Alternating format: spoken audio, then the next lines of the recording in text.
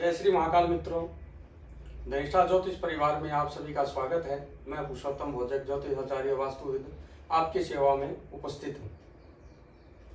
आज अपने बात कर रहे हैं मंगल ग्रह, जो कि 28 जुलाई 2025 को शाम को 18:55 में कन्या राशि में प्रवेश करेगा।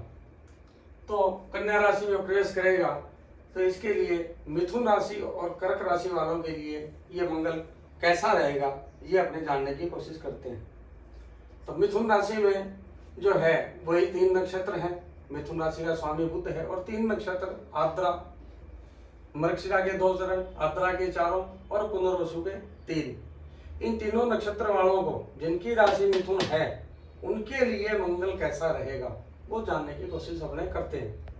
तो जिनका मृगशिरा नक्षत्र है, मंगल का नक्षत्र है जिनका, उनके लिए ये जो मंगल का राशि परिवर्तन है ये चौथे हाउस में आएंगे, तो इनके लिए ये बढ़िया रहेगा, फलदायक रहेगा।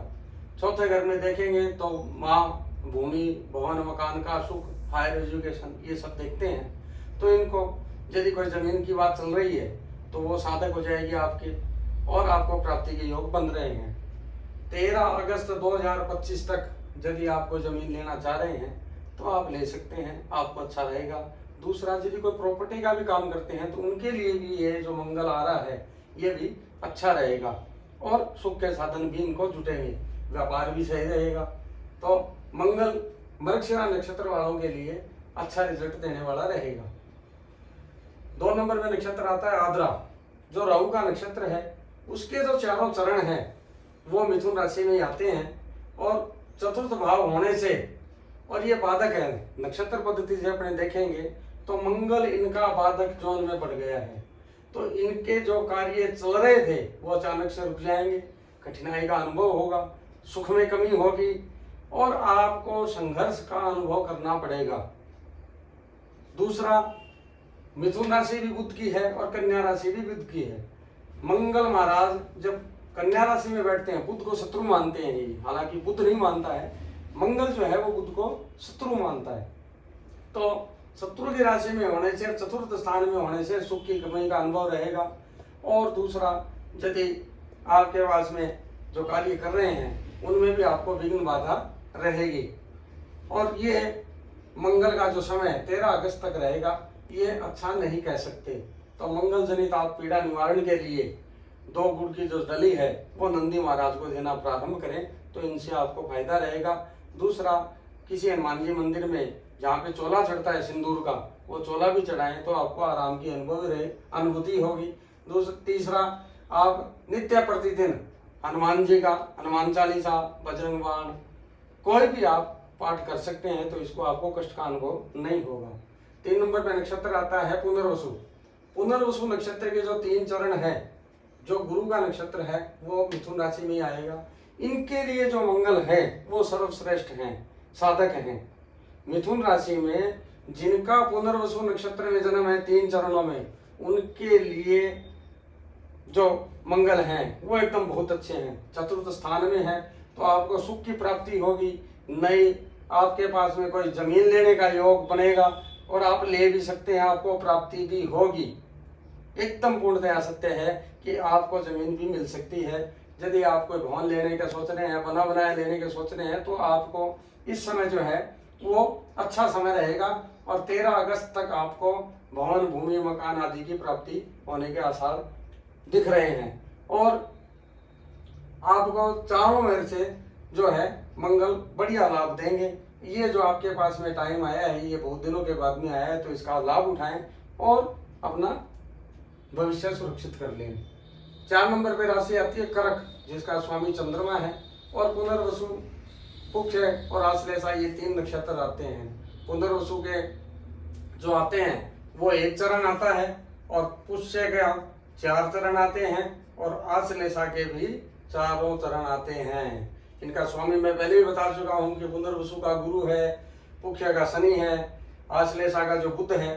अब इनमें कैसा फल का अनुभव होगा, तो कर्क राशि में जिनका भी साधक तारा पुनर्वसु नक्षत्र में जन्म है उनके लिए वही प्रेडिक्शन है जो मिथुन राशि में इनके लिए था। आपको भी जमीन की, भवन, भूमि, मकान की लाभ की प्राप्ति हो, के साधन बढ़ेंगे और व्यापार भी आपका अच्छा रहेगा। काम धंधे के लिहाज से आप बढ़िया करेंगे और आपको ये जो समय है ये आपका गोल्डन पीरियड रहेगा। मंगल के लिहाज से लाभ की प्राप्ति अवश्य में होगी। अब बात करते हैं अपने कर्क राशि में मुख्य नक्षत्र की। तो जिनका मुख्य नक्षत्र शनि का नक्षत्र है उनके लिए मंगल जो है वो प्रतरी जोन में आ रहे हैं, मतलब आपके दुश्मन के जोन में आ रहे हैं। तो ये मंगल आपको 13 अगस्त तक हानि करेंगे। इसका विशेष ख्याल आप रखें कि आप कोई नया कार्य न करें, जो कार्य चल रहा है उसी को चलाएं। और दूसरा, यदि कोई जमीन मकान भूमि आप लेने की कोशिश कर रहे हैं या लेने का विचार बना रहे हैं या एकदम एंड में आ गया आपका, तो उसको एक बार त्यागने की कोशिश करें। उसमें आपके झंझट झगड़ा फसाद होने की आवश्यकता है। पेपर अवश्य में चेक करें, ज्यादा ही जरूरत है तो ये कार्य करें, नहीं तो ये 13 अगस्त तक त्याग दें, उसके बाद में ही कार्य करें। 13 अगस्त के बाद में जो समय बदलेगा, मंगल जब हस्त नक्षत्र में आएंगे, चंद्रमा के नक्षत्र में आएंगे, जो 3-9 के बाद में, तो 3-9 तक का जो समय है, 13 अगस्त से 3-9 का जो समय है वो आपके लिए अच्छा हो जाएगा। उस समय आपको लाभ की प्राप्ति होगी।